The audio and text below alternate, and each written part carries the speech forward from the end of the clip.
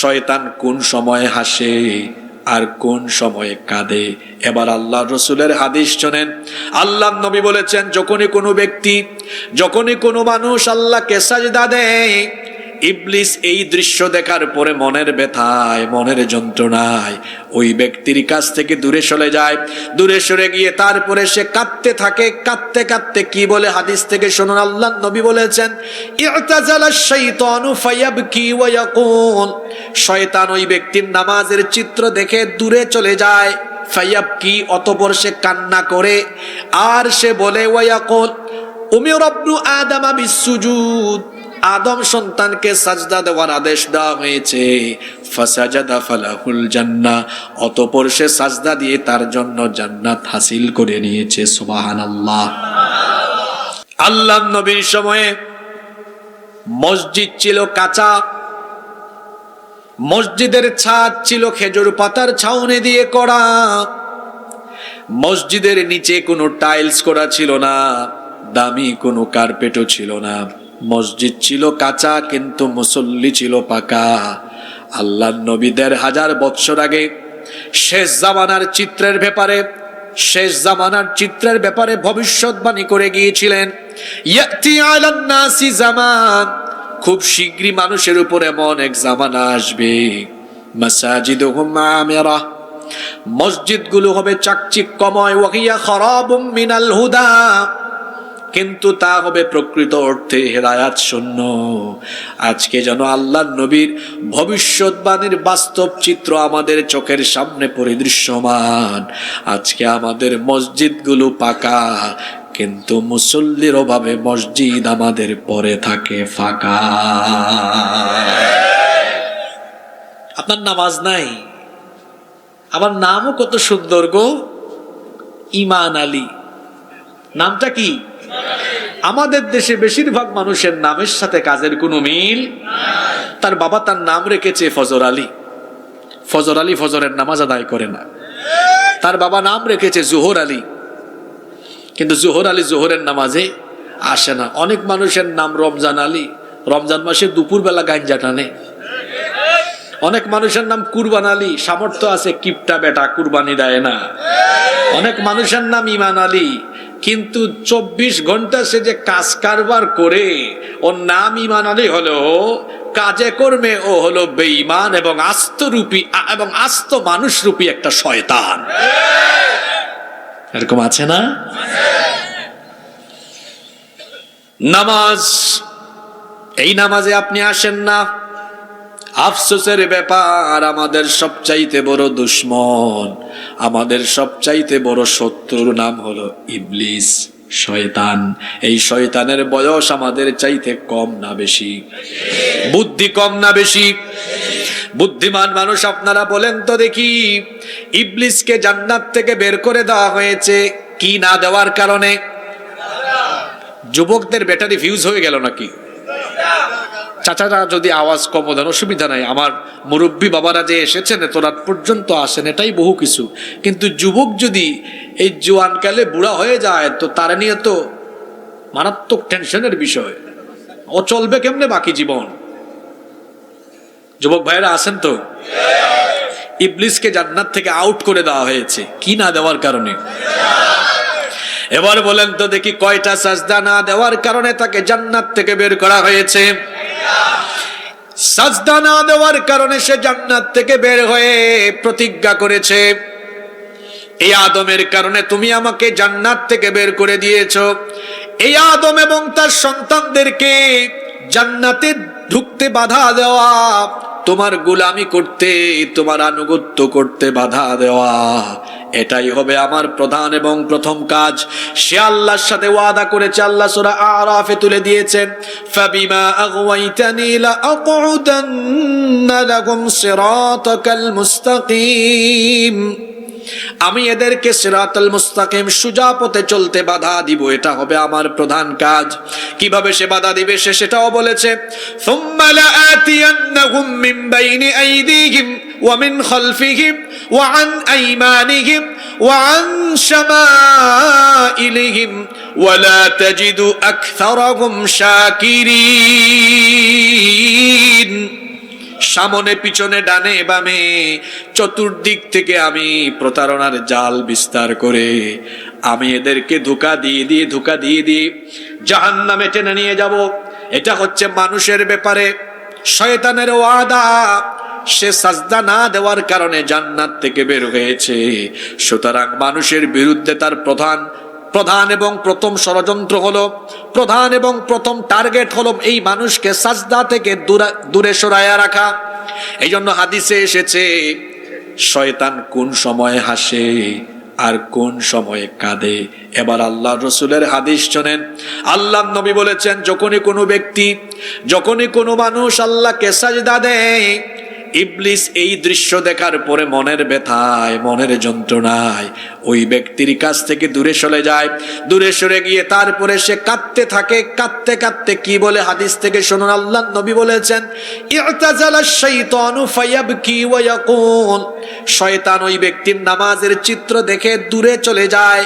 ফায়াবকি, অতঃপর সে কান্না করে আর সে বলে, ওয়া ইয়াকুল উমিরা ইবনু আদম বিসসুজুদ, আদম সন্তানকে সাজদা দেওয়ার আদেশ দেওয়া হয়েছে। ফাসাজাদা ফালাহুল জান্নাহ, অতঃপর সে সাজদা দিয়ে তার জন্য জান্নাত হাসিল করে নিয়েছে। সুবহানাল্লাহ। ইবলিস কোন ব্যক্তির সাজদা দেখলে হাসে, তাহলে বলেন তো আমরা নামাজে গেলে আল্লাহকে সাজদা দিলে ইবলিস কাঁদে, তাহলে আমরা নামাজে আল্লাহকে সাজদা দিলে নামাজে গেলে ইবলিস হাসে না কাঁদে? কাঁদে। আর আমরা যখন নামাজে যাই না, ইবলিস আমাদের এই আমল দেখে ইবলিস তখন হাসে। এই হাদিস আমাদেরকে কি বার্তা দিল?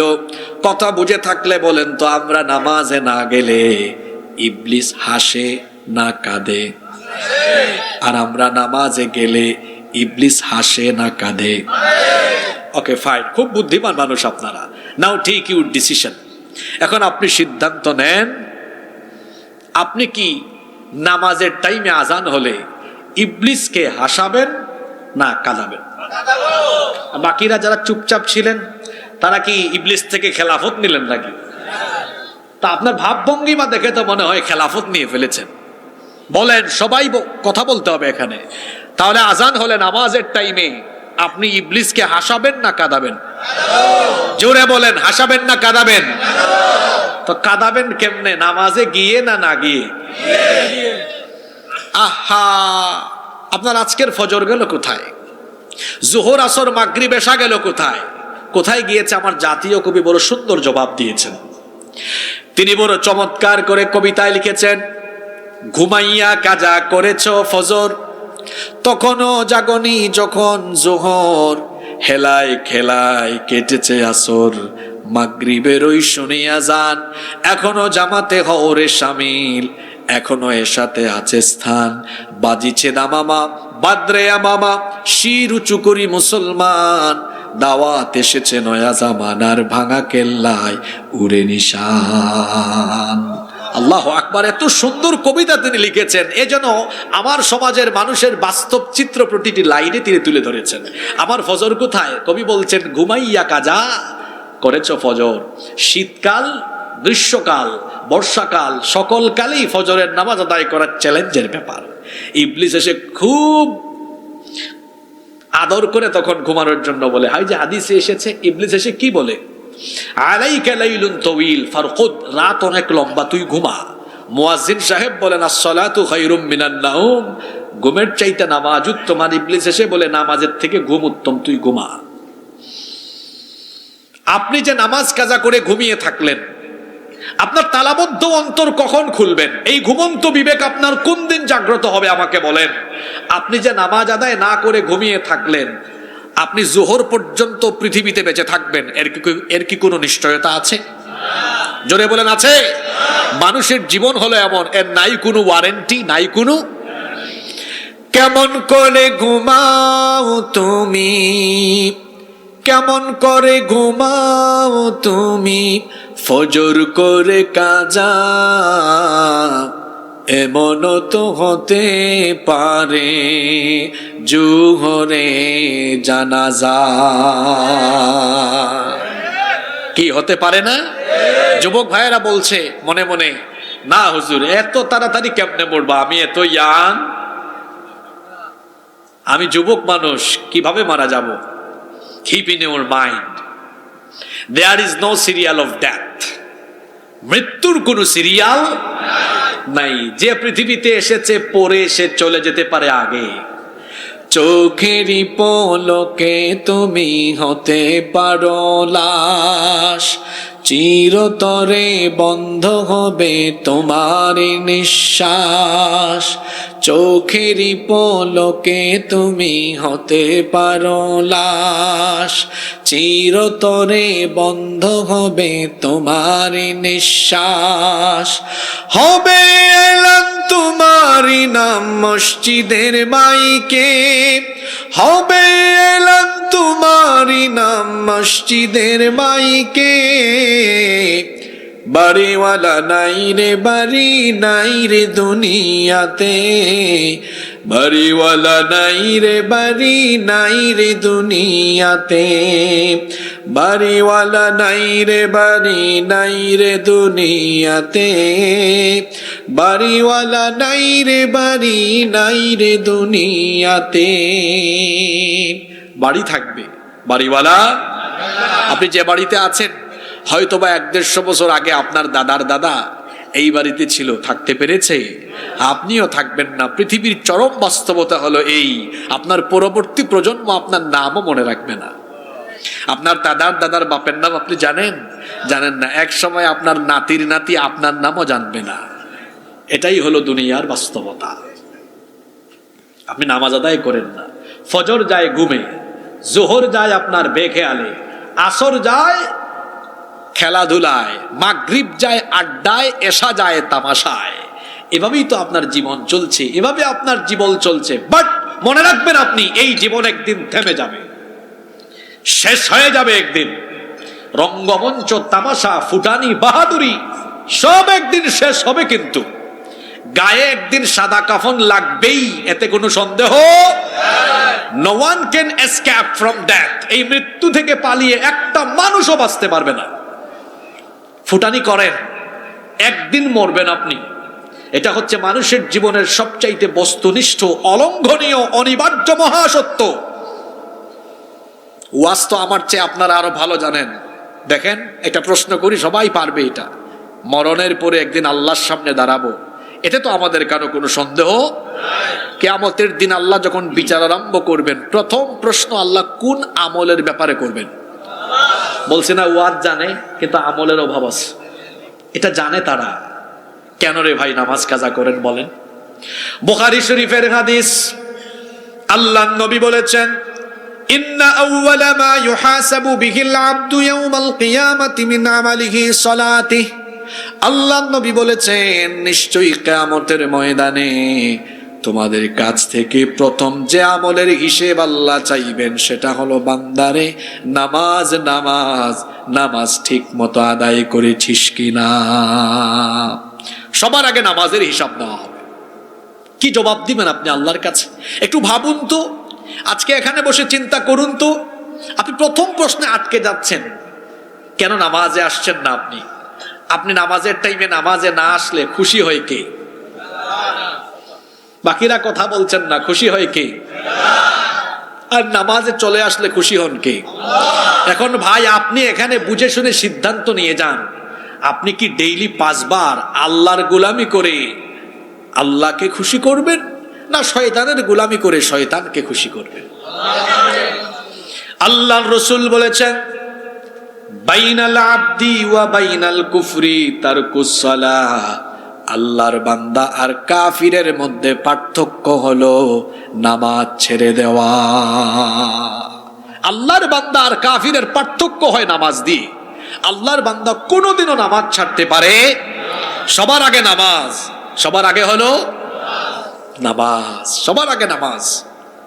এই যে আমার দিকে তাকান, এখানে যদি 4-5 জন মানুষের গলা কাটা, 4-5 জন মানুষ এর দেহ যদি পা থেকে বুক পর্যন্ত থাকে, ডিএনএ টেস্ট করা ছাড়া আর ফিঙ্গারপ্রিন্ট ছাড়া কি এই মানুষগুলোর এই অপূর্ণাঙ্গ দেহ অর্থাৎ পা থেকে এই বুক পর্যন্ত এতটুকু দেখেই কি সাথে সাথে তাকে চেনা যাবে? তাহলে বোঝা গেল একটা মানুষকে দেখলে সাথে সাথে চেনা যায় তার এই মাথা থাকলে, মাথা থাকলে, ফেস দেখলে চেনা যায়, হাত পা না থাকলে অসুবিধা নাই, কিন্তু চেহারা দেখলে চেনা যায়। তাহলে আমাদের 3.5 হাত বডির সবচেয়ে গুরুত্বপূর্ণ অংশ হলো এই মাথা।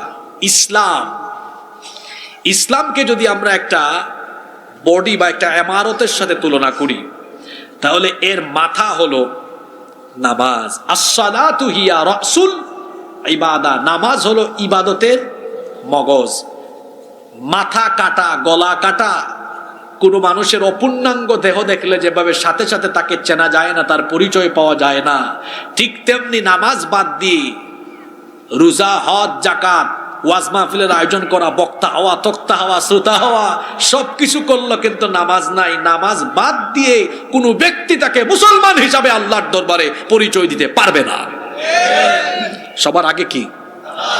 জোরে বলেন, সবার আগে কি? যুবক ভাইয়েরা, নামাজ কি বুড়া বয়সে না জোয়ান বয়সে?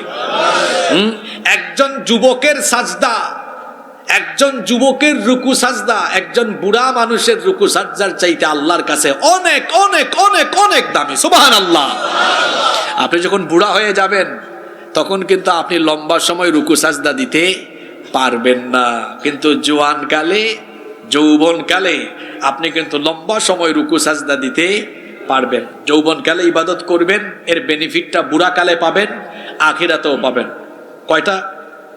2টা সময়ের কথা বললাম, বুড়াকালেও পাবেন, আখিরাতেও পাবেন। আসেন বুড়াকালে বেনিফিটটা কিভাবে পাবেন। আপনি বুড়াকালে এখন আর এত লম্বা সময় নিয়ে পারেন না, কোমরে ব্যথা, মেরুদণ্ডে ব্যথা। ফেরেশতা জিজ্ঞেস করে, আল্লাহ তোমার এই বান্দা তো নামাজের হক পূর্ণাঙ্গ আদার করতে পারে না, তার সওয়াবটা কেমনে লিখবো? আল্লাহ ফেরেশতাকে বলবেন, তার আমলনামা একটু পিছন দিকে উল্টাও। শুনতেছেন আপনারা? পিছন দিকে উল্টাও, উল্টায় দেখো তার যৌবনকালের কি খবর। ফেরেশতা বলবে, আল্লাহ যৌবনকালের খবর খুব ভালো। আল্লাহ বলবেন, কেমন ভালো বলো? আল্লাহ তো সব জানেন। আল্লাহ জিজ্ঞেস করছেন কেমন ভালো? ফেরেশতা বলতেছে যে এই শুভানগরের এই লোকটা যখন জোয়ান ছিল, আজান হইতে দেরি, মসজিদে আসতে দেরি নাই, 5 ওয়াক্ত নামাজ জামাতে পড়তো খুব মনোযোগের সাথে। আল্লাহ বলবেন, আমার এই শুভানগরের বান্দা তার যৌবনকাল গুড়াটাই আমারে দিয়ে দিল, বুড়াকালে তার কোমরে ব্যথা, হাঁটুতে ব্যথা, মেরুদণ্ডে ব্যথা, আগের মতো লম্বা সময় নিয়ে হক আদায় করে পারে না। তো অসুবিধা কি? যৌবনকালে আমার ইবাদত করেছে বলে বুড়াকালে হক আদায় যদি একটু কম হয়, সওয়াব দেওয়ার বেলায় যৌবনকালের মতো সওয়াব দান করো। সুবহানাল্লাহ। এটা গেল বুড়াকালের বেনিফিট। আর হাসরের ময়দানে বেনিফিট আছে না? বিখ্যাত হাদিসের প্রায় 5টি গ্রন্থে, বুখারী, মুসলিম, তিরমিজি, নাসাই, ইবনে মাজাহ এই হাদিস এসেছে, সাবআতু ইযিল্লুহুমুল্লাহু ফি যিল্লিহি ইয়াওমা লা যিল্লা ইল্লা যিল্লুহ।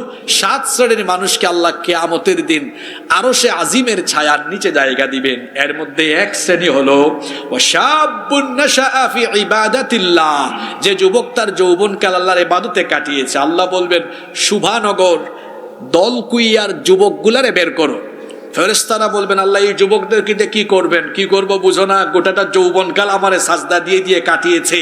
এই দলকুইয়া শুভানগরের যুবকগুলোকে ডেকে আনো আর আমার আরশে আজিমের নিচে তাদেরকে জায়গা করে দাও। সুবহানাল্লাহ।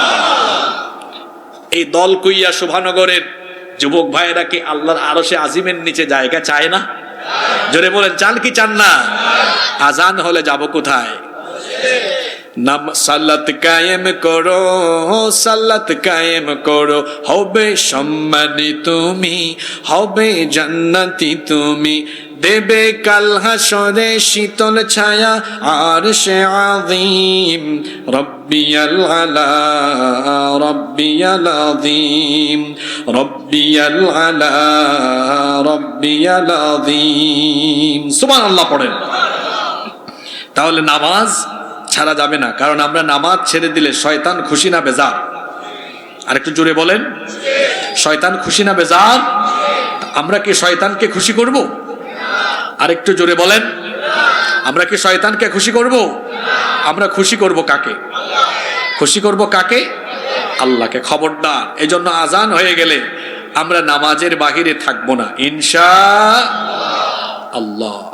সম্মানিত ভাইরা, তাহলে 1 নাম্বার কবিরা গুনাহ, 1 নাম্বার কবিরা গুনাহ ইচ্ছে করে নামাজ ছেড়ে দাও। নামাজ ছাড়বেন?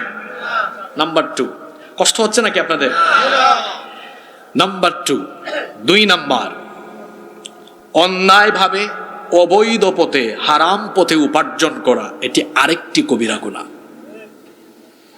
সুদ খায়, ঘুষ খায়, আলগা পয়সা খায়, স্পিড মানি, তারপরে অবৈধ হারাম পন্থায় উপার্জন করে, খাইলো হারাম, শরীরের রক্ত মাংস হয়ে গেল হারাম। এই হারাম শরীর নিয়ে সে যখন ইবাদত বন্দেগিতে যায়, এই হারামখোরের কোনো ইবাদত তখন আল্লাহর কাছে কবুল। সম্মানিত উপস্থিতি, মনে রাখতে হবে, এই যে একটু আগে নামাজের কথা বললাম, আমার আপনার নামাজ, রোজা, হজ, যাকাত অর্থাৎ যাবতীয় ইবাদত বন্দেগী আল্লাহর দরবারে কবুল হওয়ার পূর্ব শর্ত হলো হালাল খাওয়া। জোরে বলেন, কি খাওয়া? আমার দিকে তাকান, গুরুত্বপূর্ণ কয়েকটা কথা বলে যাচ্ছে, এগুলো সচরাচর সব জায়গায় আপনি শুনবেন না, ভালো করে খেয়াল করেন। এই শতাব্দীতে, এই সময়ে হালাল খাওয়া হলো সবচাইতে চ্যালেঞ্জের ব্যাপার। বলবেন কিভাবে? আপনি হালাল চাকরি বা হালাল ব্যবসায়ও আপনার গাফলতির কারণে হারাম ঢুকে যাচ্ছে, আপনি জানেনও না। বলবেন হুজুর এটা আবার কেমন কথা? আসেন আমি আপনাকে বুঝাই দিই। মনে করেন আপনি একটা চাকরি করেন, সৎ পথে চাকরি করছেন, যে প্রতিষ্ঠানে চাকরি করেন সেই প্রতিষ্ঠানও ভালো, এখানে হারাম কোনো কাজ হয় না, চাকরি হচ্ছে হালাল, কিন্তু আপনার প্রতিষ্ঠান আপনাকে যে ডিউটি ফিক্সড করে দিয়েছে, ওই ডিউটির টাইমে ডিউটি করেন না, এখানে ফাঁকিবাজি করেন, এখানে আপনি আমানতদারিতা রাখেন না, তাহলে এই যে ফাঁকিবাজি এবং আমানতদারিতা না রাখার কারণে, এই খেয়ানতের কারণে আপনার হালাল চাকরির হালাল বেতন খেয়ানতের কারণে কি হয়ে যায়? দেখছেন কারবার? একটু আগে যে বললাম অনেক বড় চ্যালেঞ্জ যেটা হালাল খাওয়া। এমনকি আপনি মাদ্রাসায় চাকরি করেন, স্কুলে চাকরি করেন, কলেজে ইউনিভার্সিটিতে চাকরি করেন, আমরা ছাত্র জীবনে এমন বহু শিক্ষক দেখেছি, এরা ক্লাসের টাইমে ক্লাসে আসে না, দেরি করে আসে, দিনের পর দিন স্কুল কলেজ মাদ্রাসা কাজা করে, মাস শেষে ঠিকই বেতন উঠাইয়া খায়। কি খাইছে এটা? ওকে আমানতদারিতা ঠিক রেখেছে? অত খেয়ানত করে বসেছে।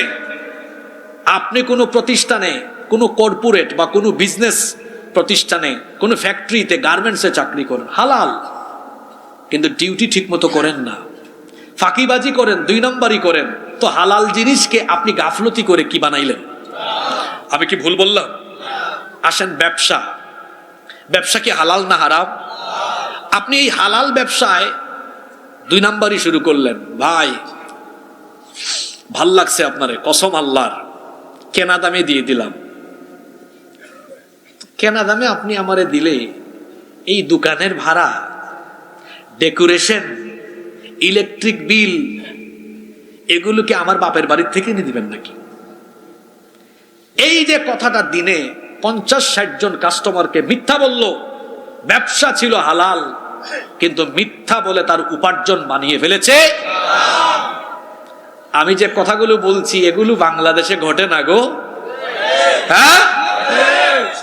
তারপরে কি করতেছে শোনেন না, আরো কথা আছে।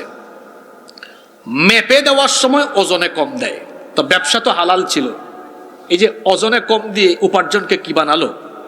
হারাম বানিয়ে ফেলেছে।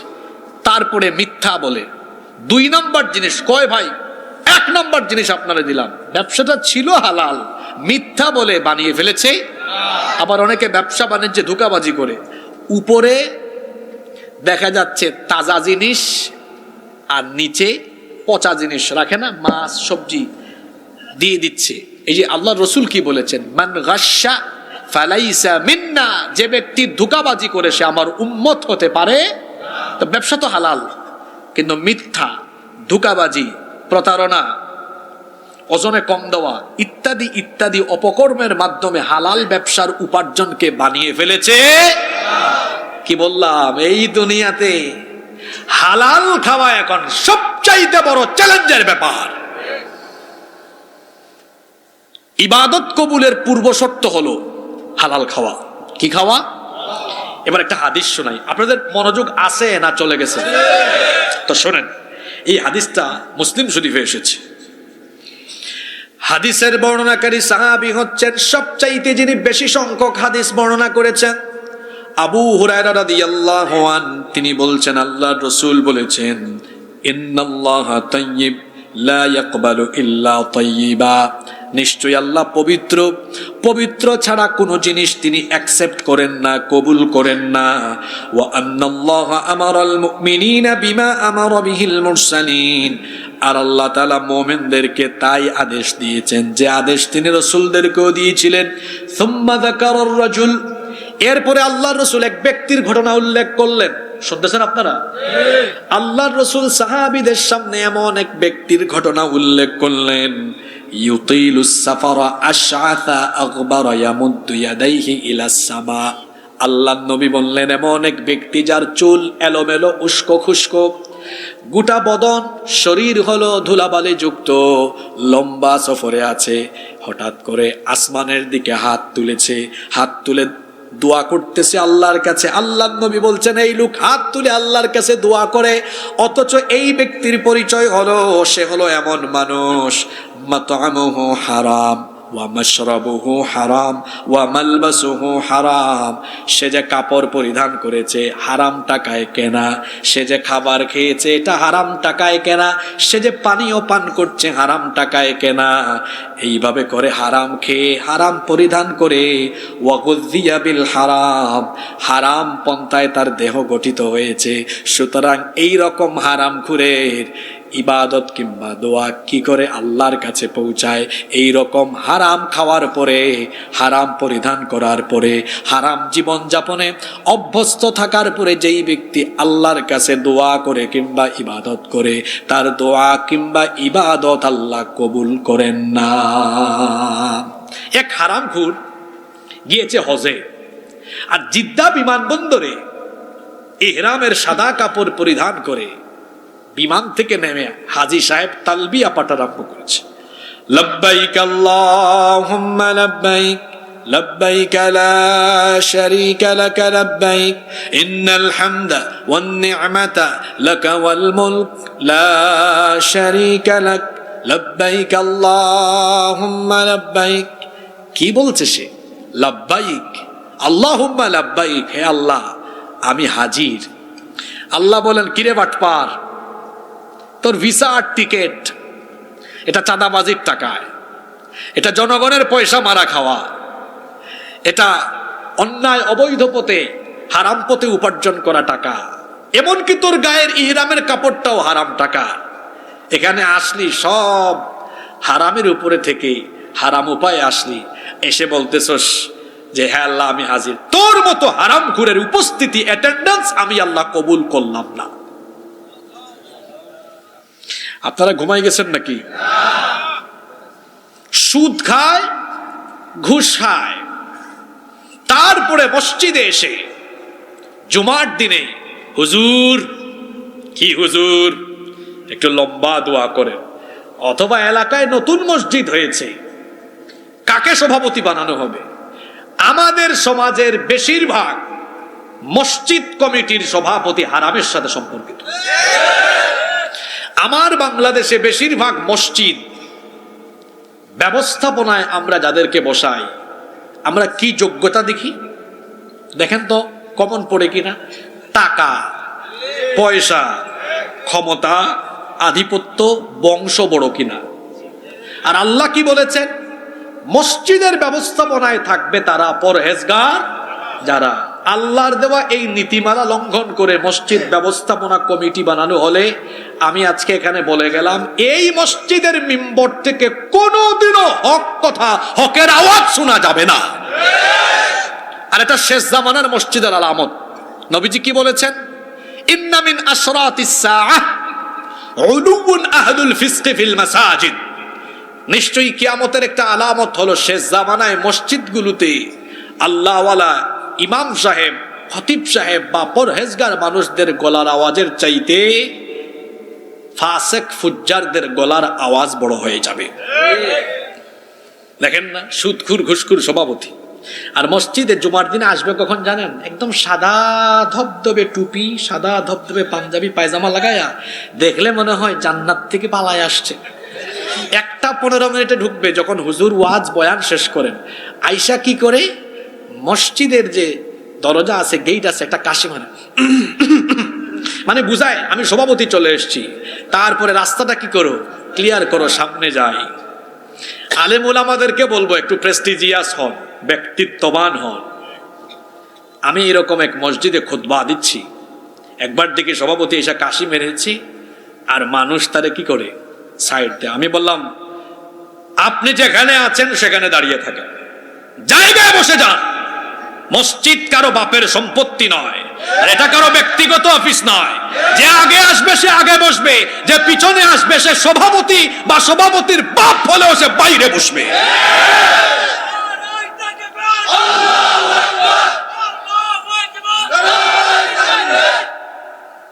আমার কই হুজুরের সভাপতি আর চেয়ারম্যান। আমি বললাম তার চেয়ারম্যানগিরি গিয়ে তার পরিষদে দেখাক, এটা আল্লাহর ঘর। এটা কার ঘর? সবাই সমান এখানে, এখানে কারো সাথে কারো কোনো পার্থক্য। আর আমাদের দেশের বেশিরভাগ হুজুর চাকরির ভয়ে, যারা মসজিদে ইমামতি করেন, চাকরির ভয়ে অনেক সময় এই সকল ব্যক্তিবর্গের উপরে কথা বলতে পারেন না।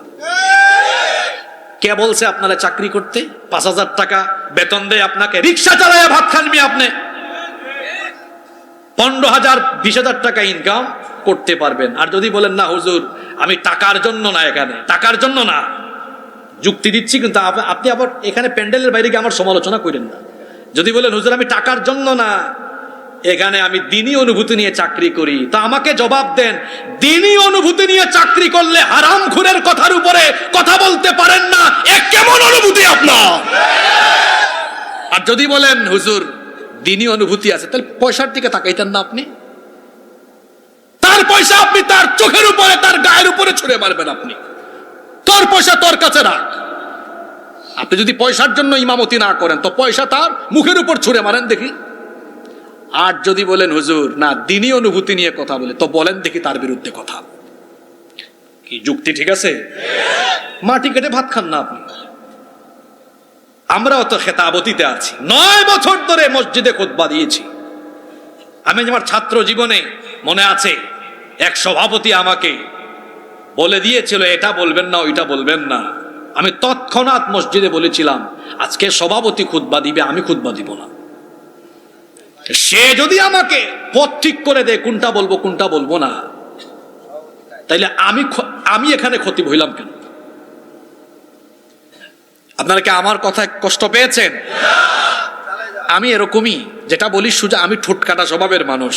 যে ইমাম আর যে খতিব সত্য কথা বলতে পারে না, ও পয়সার লোভে চাকরি করে, ও ভয় পায় যদি আমার চাকরি চলে যায়। আর যারা সত্য কথা বলে, যারা হক কথা বলতে ভয় পায় না, ওদেরকে টাকা দিয়ে কেনা যায় না। টাকা দিয়ে কিনতে পারবেন না তাকে, কারণ হক্কানি রব্বানি উলামারা টাকার পিছনে ঘুরে না, টাকা তাদের পিছনে ঘুরে। আপনি আল্লাহকে ভয় করুন, আল্লাহ ছাড়া কাউকে ভয় করা শুধু যাবে না যে তা না, এটা হারাম। দেখবেন তামাম দুনিয়া আপনার পিছনে ঘুরবে, আপনি কারো পিছনে ঘোরা লাগবে না। কে বলেছে আপনি একজন আলেম মানুষ আপনি হারামখোরের পেছনে ঘুরবেন? ব্যক্তিত্ববান হন, নিজেকে এমন জায়গায় নিয়ে যান এবং নিজের আমল আখলাক এমন ভাবে তৈরি করেন যাতে সব মানুষ আপনাকে অনুসরণ করে। অনেক জায়গায় এগুলো দেখলে কষ্ট পায়। আল্লাহ আমাদেরকে বুঝার তৌফিক দান করেন। আপনারা কি ঝিমাই শুনছেন না সজাগ হয়ে শুনছেন? অনেকে আছে আবার বক্তৃতার আগের লাইন পরের লাইন না শুনলে তারপর প্যান্ডেল থেকে বাইরে হয়ে উল্টাপাল্টা বলে। এজন্য আগ পিস ভালো করে মনোযোগ দিয়ে শুনতে হবে। বলছিলাম হারাম খাওয়ার কথা। বর্তমান পৃথিবীতে হালাল খাওয়া সবচেয়ে বড় চ্যালেঞ্জের ব্যাপার। আর এই হারাম খেয়ে যে শরীর গঠিত হয়, এই রক্ত হারাম, এই মাংস হারাম, এই হারাম শরীরের কোনো ইবাদত বন্দেগী দান সৎকা কিছুই আল্লাহর দরবারে কবুল। মা বোনরা ঘুমাই গেছে না? আছে তো মা বোনদের উদ্দেশ্যে কয়েকটা কথা বলে যায়। বেশিরভাগ পুরুষ হারাম পথে আসার পেছনে অনেক নারী দায়ী। তুমি কি গো, হ্যাঁ তোমার সংসারটা ঠিক মতো চালাইতে পারো না, আমার একটু সোনা দানা গহনা কিনে দিতে পারো না, ও তো তোমার বন্ধু, এত টাকা ইনকাম করে, আরে ও তো করবেই, ও তো হালাল হারাম বাস বিচার নাই, সব কামায়, ডানেও নেই বামেও নেই, এই লোকটার বেশি হয় না, কারণ হারাম পথে যায় না। আমার বোনদেরকে আমি বলে যাচ্ছি, অনুরোধ করে যাব, আপনার হাজবেন্ডকে বলবেন, দেখো তুমি যতটুকু উপার্জন করো হালাল পথে করো, তুমিও হারাম খাইও না, আমাদেরকেও হারাম খাওয়াইও না। হালাল অল্পতে বরকত হবে, এতে বরকত দিবেন কে? আর হারামে কোনো আরাম পাওয়া যায় না। যারা হারাম পথে উপার্জন করে এরা এদের সম্পদ ভোগ করতে পারে না, সম্পদ রেখে পালানো লাগে। পালানোর চিত্র আপনারা কয়েক মাস আগে দেখছেন। হারাম পথে উপার্জিত সম্পদ টিকে না, শুধু তাই নয়, হারাম পথে উপার্জিত সম্পদ আপনি কামাবেন, আল্লাহ এমন এমন রোগবালাই দিবেন, আপনি মাউন্ট এলিজাবেথে গিয়ে সব টাকা উড়াই আসতে হবে। হারামে কোনো আরাম পাওয়া, আপনি সরকারি অফিসে চাকরি করেন, সমান তালে ঘুষ মারেন আপনি। আমি একবার এক সরকারি অফিসে গিয়েছিলাম 3-4 বছর আগে। তো আমি যাওয়ার পরে দেখলাম অনেক মানুষের লাইন, ফাইল নিয়ে ঘুরে। কয়েকজনকে জিজ্ঞেস করলাম, ভাই কি খবর? কয় আর বলিয়েন না, ফাইল নিয়ে আসতেছি, কাম হয় না, খালি ফিরায় দেয় আর তলে তলে কি জানি ইশারা দেয়। কিছুক্ষণ পরে ওই অফিসের প্রধান কর্মকর্তা যিনি, তিনি চলে আসছেন। ওই যে সিসিটিভিতে দেখেছেন, আইসা আমারে জড়ায় ধরলেন, মুসাফাহা মোয়ানাকা করলেন, হুজুর আমি তো আপনাকে শুনি, আপনার বয়ান ফেসবুকে ইউটিউবে শুনি, আপনি এখানে কোন কারণে কেন আসলেন? আমি তো কিছু কাজে আসছি আপনার এখানে। কয় আসেন। আমারে নিয়ে চলে গিয়েছে ওনার রুমে, নেয়ার পরে দরজা বন্ধ করে দিয়েছে। আমি বললাম, ভাই আপনি দরজা বন্ধ করে দিয়েছেন কেন? কয় হুজুর মহব্বতে। আমি বললাম, মহব্বতে কি মানুষ দরজা বন্ধ করে? তো বলতেছে, হুজুর একান্ত কিছু কথা আছে যেগুলো আর কেউ শুনতে পারবে না, এগুলো শেয়ার করতে চাই, কারণ আমি কোনো মানুষ খুঁজতেছি শেয়ার করব, কিন্তু সাহস পাই না, বলতে পারি না। আমি বললাম, বলেন। এই ঘটনাটা আপনারা ইউটিউবে আলোচনা শুনে দেখবেন, বহু জায়গায় এটা বলেছি, এটা আমার জীবনে ঘটে যাওয়া একটা বাস্তব ঘটনা। বললাম, ভাই বলেন। কয় হুজুর আমি বিয়ে করেছি আজ 10 বছরের বেশি সময়, 5-6টা বাচ্চা মিসক্যারেজ হয়েছে। বাচ্চা পেটে আসে আমার বউয়ের, মিসক্যারেজ হয়ে যায়। আর আমার এমন এক রোগ হয়েছে, এমন জায়গায় রোগ, এটা কাউরে বলতেও পারি না, আমি বেশিক্ষণ বসতে পারি না। আচ্ছা তাই? আর কি হয়েছে? আর হুজুর মনে শান্তি পাই না। তারপরে বললাম, ভাই দরজা বন্ধ, এখানে আমি আর আপনি, আল্লাহর ফেরেশতারা শুনছে, আল্লাহ শুনছেন, লুকায়েন না আমার কাছে। আমি আসার সময় আপনার এই অফিসে যা দেখলাম, মানুষের উপর অর্থনৈতিক আর মানসিক হয়রানি, এই যে জুলুম, এগুলাকে আপনি জানেন? কয় সব জানি, ভাগ তো আমিও পাই। না এখানে হাসিয়েন না, এটা হাসানোর জন্য, আপনাদেরকে মজা দেওয়ার জন্য বলছি না, আপনি পুরাটা শুনেন। আপনাকে হাসানোর জন্য, মজা দেওয়ার জন্য আমি এটা কেন বলবো? আমি কি ফান করতে আসছি নাকি? আমি বললাম, ভাইজান বন্ধ করে দেন এটা, দেখবেন যতগুলো কথা বলেছেন আল্লাহ সব সমস্যা দূর করে দিবে। কিছুক্ষণ চুপচাপ থাকলো, এরপরে বলল, হুজুর আল্লাহ কি আসলেই, আসলে মানুষের দিলে কোন সময় কি আসে বলা কিছু। এই লোকটা কিছুক্ষণ চুপ থাকলো, তারপরে বললো, হুজুর আসলেই কি আল্লাহ আমার সব ঠিক করে দেবেন? আমি বললাম, নিশ্চিত থাকেন, আল্লাহ অবশ্যই সবকিছু ঠিক করে দিবেন ইনশাআল্লাহ। বললো, আমি আপনাকে কথা দিলাম, এই অফিসে আর মানুষকে হয়রানি করা হবে না, ঘুষ কাউকে দেওয়া লাগবে না। প্রায় 1.5 বছর পরে লোকটার সাথে আমার দেখা হয়েছে, খুব হাসি খুশি, প্রাণচঞ্চল। ভাই কি অবস্থা? কয় হুজুর আপনারে খুশির খবর শোনায় দিই, আমার একটা বেবি হয়েছে। আমি বললাম, আলহামদুলিল্লাহ। আমার আরেকটা সমস্যা ছিল, ওই যে শারীরিক সমস্যা, ওইটা ভালো হয়ে গেছে। মনে শান্তি আছে? কয় হুজুর খুব শান্তি আছে, আপনারে বুঝাইতে পারবো না। বললাম, দেখেছেন হালালের বরকত? উনি হয়তো এটা ইউটিউবে শুনতে পারেন, উনি টের পাবেন যে হুজুর আমার কথাই বলেছে। আপনাদেরকেও এই ভাইয়ের ঘটনা বলে উদ্বুদ্ধ করে গেলাম। আপনি যেখানে আছেন, যা করেন, চাকরি করেন, ব্যবসা করেন, যাই করেন না কেন, হারাম ছেড়ে দিন, দেখবেন এত বরকত, এত শান্তি পাবেন। কারণ বরকত দেওয়ার, শান্তি দেওয়ার মালিক কি? আর সবচেয়ে বড় কথা হলো, আপনার কোনো ইবাদত তো আল্লাহর কাছে কবুল হবে না। আপনাদের মনে হয় খুব কষ্ট হচ্ছে, তাই না? আমি শেষ একটা পয়েন্ট বলে আপনাদেরকে নিয়ে মোনাজাত করবো আজকে ইনশাআল্লাহ। যদি আমি একটু আর্লি উঠতাম, 9টা 9:30টায়, আরো বহু কথা বলতাম। আপনারা কি আমাকে আর 5-7 মিনিট সময় দিবেন? তাইলে 1 নাম্বার কবিরা গুনাহ আজকে যেটা আলোচনা করলাম, ইচ্ছে করে ফরজ নামাজ ছেড়ে দেওয়া। 2 নাম্বার হারাম খাওয়া। 3 নাম্বার মানুষের হক নষ্ট করা। কি নষ্ট করা? হক হলো 2 প্রকার, হাক্কুল্লাহ, আল্লাহর হক, হাক্কুল ইবাদ, আরেকটা হলো বান্দার হক। আমরা অনেকেই আছি, প্লিজ আপনারা কেউ মনোযোগী হবেন না, 5-7টা মিনিট আমারে আপনারা সবাই কি অধৈর্য হয়ে যাচ্ছেন? 5-7টা মিনিট। কথায় আছে শেষ ভালো যার সব ভালো, এটা খুবই গুরুত্বপূর্ণ কথা।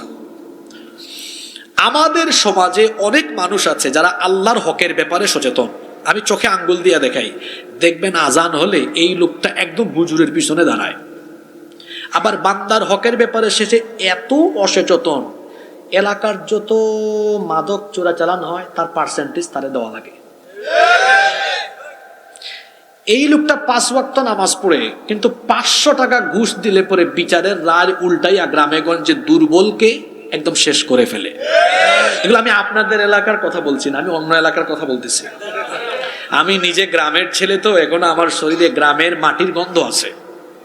আমি একবার দেখেছি, আমি তখন আলিমে পড়তাম, একটা সামাজিক সালিশ হয় না, সালিশ, একজনকে দেখলাম উনি বিচার করে আর কি, ওনারে বেনসন দিয়েছে 1 প্যাকেট। বেনসন কি এখন আছে নাকি? আছে না? তা আমি বললাম, ভাই উনারে বেনসন দিয়েছেন কেন? কয় উনারে কি জানি বলে 1 প্যাকেট বেনসন দিলেই রায় উল্টানো যায়।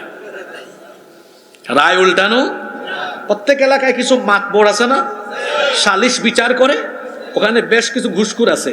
কেউ হচ্ছে গোল্ড লিফ, কেউ বেনসন, কেউ 500 টাকা, কেউ 1000 টাকা, এরকম আছে না?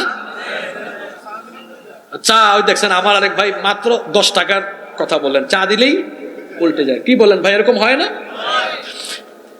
আমাদের সমাজে অনেক মানুষ আছে যারা আল্লাহর হকের বেলায় সচেতন, একেবারে মাহফিলেও আসে, মাহফিলে অতিথি হয়ে আসে, সভাপতি হয়ে আসে, শ্রোতা হয়ে আসে, আয়োজক হয়ে আসে, কিন্তু বান্দার হকের বেলায় তার অবস্থা হলো কেমন? চাঁদাবাজি করে, টেন্ডারবাজি করে, হুদাই জমিনের আইল ঠেলাঠেলি কইরা মানুষের জায়গা জমি তার আইলের ভিতর ঢুকায়। নাই তো? প্রতিবেশীর হক নষ্ট করে, তার মা বাপের হক নষ্ট করে, বড় ভাই তার ছোট ভাই বোনদের জায়গা সম্পদ মাইরা খেয়ে ফেলে। এগুলো আল্লাহর হক না বান্দার হক? গীবত করে, চুগলখুরি করে, মানুষের নামে মিথ্যা অপবাদ দেয়, এগুলো আল্লাহর হক না বান্দার হক? এইরকমেরই একজন লোক আল্লাহর হক আদায় করে আর বান্দার হক সমানভাবে নষ্ট করে। শুনতেছেন তো আপনারা? এই ধরনের ব্যক্তি কিয়ামতে যখন দাঁড়ায় তার অবস্থা কি? আমি একটা হাদিস বলে আলোচনা শেষ করব, তবে আজকের গোটা ওয়াজ মনে রাখতে পারেন আর না পারেন, এই 2-3 লাইনের হাদিসটা নিয়ে আজকে বাড়ি যাবেন। পারবেন না ইনশাআল্লাহ? শুনেন, এই হাদিস বর্ণনা করেছেন আবু হুরায়রা রাদিয়াল্লাহু আনহু। তিনি বলছেন, আল্লাহর রাসূল একবার সাহাবীদেরকে জিজ্ঞেস করলেন, আতাদরুনা মানিল মুফলিস? তোমরা কি জানো আমার উম্মতের সবচাইতে অসহায় ব্যক্তিটি কে? সাহাবীরা তখন বললেন, ইন্নাল মুফলিসা ফিনা মাল্লা দিরহাম লাহু ওয়ালা মাতা। আমাদের মধ্যে সবচাইতে অসহায় ব্যক্তিটি হলো সে লা দিরহাম লাহু, যার কাছে দিরহাম নাই, মানে টাকা পয়সা নাই, ওয়ালা মাতা, যার কাছে কোনো ভোগ্য সামগ্রী দুনিয়ার অর্থাৎ বাড়ি ঘর জায়গা জমি কিছুই নাই। তা আমার আপনার দৃষ্টিতে মনে হচ্ছে সাহাবীদের উত্তর ঠিকই তো আছে, কারণ যার টাকা নাই, পয়সা নাই, বাড়ি ঘর সহায় সম্পদ কিছু নাই, তাকেই তো অসহায় বলে। রাসূল বললেন, না, তোমাদের উত্তরটি সঠিক নয়। সাহাবীরা বললেন, তাহলে আমাদের মধ্যে সবচেয়ে অসহায় কে? নবীজি বললেন, আমাদের ওই উম্মতের মধ্যে সবচেয়ে অসহায় হলো সেই ব্যক্তি যে নামাজি, রোজাদার, হাজি, দান সৎকা করে, নেক আমল করে। আচ্ছা আপনারা বলেন তো, এতগুলো ভালো কাজ করলে ওই মানুষটা কি অসহায় হয়? দেখেন, শোনেন, আমাদের উম্মতের সবচেয়ে অসহায় হলো সেই ব্যক্তি নামাজি, রোজাদার, হাজি সাহেব, কুরবানি দেয়, নেক কাজ করে, দান সৎকা করে। ভালো ভালো আমল করে কিয়ামতের দিন এই ব্যক্তি যখন আল্লাহর দরবারে দাঁড়াবে, ফেরেশতা তার হাতে আমলনামা দিবে, তার আমলনামায় অসংখ্য নেকি নিয়ে উঠবে। সে মনে মনে ভাববে আমার জান্নাত আর কে ঠেকায়। সে যখন জান্নাতে যাওয়ার প্রিপারেশন নেবে, আল্লাহ বলবেন এই দাঁড়া, তুই দুনিয়ায় শক্তিশালী সবল ছিলি, তোর উপরে কেউ কথা বলতে পারে নাই, আমার হক তো ঠিকঠাক আছে। আমার হাতে একটা লিফলেট আছে, এই পাশের অংশে লেখা আছে না, আর এই পাশটা কি খালি না? এই ব্যক্তির হাতে আমলনামা দেওয়া হবে নেকি আর, আল্লাহ বলবেন দাঁড়া তোর হিসাব আছে। এই ব্যক্তি সদর দক্ষিণের রাস্তা, কালভার্ট, ব্রিজের টাকা চুরি করেছে, ওই এলাকার জনগণকে দাঁড় করাও। অমুকের নামে মিথ্যা মামলা দিয়েছে, অমুককে ডেকে আনো। অমুককে ফাঁসি দিয়েছে, অমুককে ডেকে আনো। সে তার ভাইয়ের বোনের জায়গা জমি মেরে খেয়েছে, তাকে লাইনে দাঁড় করাও। সে তার মা বাপের হক নষ্ট করেছে, খেদমত করে নাই, তার মা বাপকে লাইনে দাঁড় করাও। অমুকের জায়গা জমি দখল করেছে, অমুককে দাঁড় করাও। 5 বছর জেল কাটিয়েছে মিথ্যা মামলায়, তারে দাঁড় করাও। যত মানুষের হক নষ্ট করেছে সবাইকে দাঁড় করানো হবে। আল্লাহ এবার বলবেন তুমি জান্নাতে এত সহজে যাবা না, এদের যে ক্ষতি করেছো এই ক্ষতিপূরণ দিয়ে তারপর জান্নাতে যাবা। কারণ আজকে হাসরের মাঠে বিচারক কে? দুনিয়াতে সালিশ বিচার হয় না, একজন আর একজনের মাথা ফাটায় দিয়েছে। দেখবেন সালিশ বিচারে যারা বিচার করে, রাগ করবেন না আপনারা, এখানে অনেক বিচারক থাকতে পারেন, বাংলাদেশের বেশিরভাগ গ্রামের সালিশ বিচারকরা জালিম। জালিম কেমনে? উনি উনার মাথা ফাটিয়েছে, বিচার করে তারা কেমনে? আচ্ছা ভাই, আপনার কুমিল্লা হাসপাতালের বিল কত? 60,000 দেন, 60,000 টাকা দেন, মিলে যান দুইজন, শেষ বিচার। এটা ন্যায় বিচার নয়। ন্যায় বিচার কি? উনি যদি ব্যবসা করেন, উনার 60,000 টাকা চিকিৎসার দেওয়ার পরে এই 20-25 দিন ব্যবসা প্রতিষ্ঠানে যেতে পারেন নাই, যত টাকা লস হয়েছে সেই টাকাও তাকে দেওয়া লাগবে। এটার নাম হলো ন্যায় বিচার। এখন সালিশ ব্যক্তিত্বরা তো এই বিচার করবে না, কারণ নেক্সট ইলেকশনে আসলে মানুষ তারে আর ভোটও দিবে না। আমার কথা কি ঠিক আছে? আমি নিজেও মাঝে মাঝে আমাদের পারিবারিক বা সামাজিক কাজে 2-3 বার এ ধরনের সালিশ বিচারের সম্মুখীন হয়ে গোটা মুরব্বীদেরকে এক লাইনে আটকায় রেখেছে। বলছে এগুলোর জবাব না দিয়ে আপনি যেতে পারবেন না, আপনি বিচার করবেন না, আপনি ন্যায় বিচার করবেন। ন্যায় বিচার, আর ন্যায় বিচার করলে এক পক্ষ খুশি হবে আর এক পক্ষ, এটা আপনি সালিশে পাবেন না। সালিশ করতে কে বলেছে আপনাকে? আল্লাহ রসুল তো হাদিসে বলেছেন ইমামুন আদিল, ন্যায় পরায়ণ শাসককে আল্লাহ আরশে আজিমের ছায়ার নিচে জায়গা দিবেন। সুবহানাল্লাহ। আল্লাহ বলবেন দাও, আল্লাহ বলবেন এদের যে হক নষ্ট করেছে আজকে ক্ষতিপূরণ দাও। এখন কিয়ামতের মাঠে কি ক্ষতিপূরণ কেউ টাকা চাইবে না আমল চাইবে? আল্লাহ বলবেন দাও, তোমার যে এত আমল নিয়ে উঠছো না, দাও। এখন সে আমল নামা থেকে আমল ওই লোকদেরকে ট্রান্সফার করতে করতে তার আমল নামা পাওনাদারের লাইন এখনো। আল্লাহ রসুল বলেছেন নামাজি, রোজাদার, হাজি, জাকাতদাতা আর দান সৎকারী আর নেকামলকারী ব্যক্তি আল্লাহর হক ঠিক রাইখা আর বান্দার হক সমান তালে নষ্ট করে কিয়ামতের মাঠে আমল নিয়ে উঠেও আমল মানুষকে দিতে দিতে আমল শূন্য হয়ে জাহান্নামী হবে যেই ব্যক্তি, আমার উম্মতের সবচাইতে অসহায় হলো সেই ব্যক্তি। তাহলে এখানে আমরা যারা এসেছি আমাদেরকে ওয়াদা করতে হবে আমি আমার বাবা মায়ের হক নষ্ট করব না। যারা বিবাহিত আমরা আমাদের বউয়ের হক নষ্ট করব না, আমার বাচ্চার হক নষ্ট করব না, আমার প্রতিবেশীর হক নষ্ট করব না। আমরা যারা জনপ্রতিনিধি আমার জনগণের হক আমি নষ্ট করব না। যারা আমরা ঠিকাদারি করি বাঁশের জায়গায় রডের জায়গায় বাঁশ ঢুকায় দেব না। আমরা যারা ব্যবসা করি সেখানে মানুষের হক নষ্ট করব না। যারা চাকরি করি সেবা দিতে আসা মানুষগুলোর হক নষ্ট করব না। মোট কথা হলো আমরা কোনোভাবেও মানুষের হক নষ্ট করব না, কারণ মানুষের হক নষ্ট করা এটা সগীরা গুনাহ না কবিরা গুনাহ?